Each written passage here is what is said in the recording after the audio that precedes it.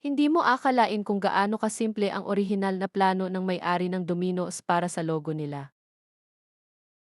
Akala mo ba naging ganun lang yun? Madalas nating nakikita ang logo ng Domino's, yung may tatlong tuldok, di ba? Pero alam mo bang may nakakatuwang kwento ang mga tuldok na iyan na dapat sana ay parami ng parami? Yung tatlong tuldok sa logo ngayon ay kumakatawan sa unang tatlong branch na binuksan ni na Tom Monaghan at ng kanyang kapatid. Ang orihinal na ideya nila noon, every time na magbubukas sila ng bagong store, magdadagdag sila ng bagong tuldok sa logo. Imagine mo, isang tuldok, isang bagong tindahan. Ang galing, di ba? Ito ang paraan nila para maipakita ang mabilis nilang paglago. Pero teka, may problema. Alam mo kung bakit hindi na sila nagdagdag pa? Kasi grabe ang pagbilis ng Domino's. Parang kabuti lang kung dumami ang mga branch nila.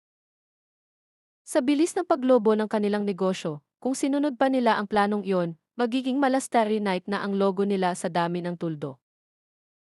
Hindi na magiging malinaw at ang simpleng design ay magiging magulo.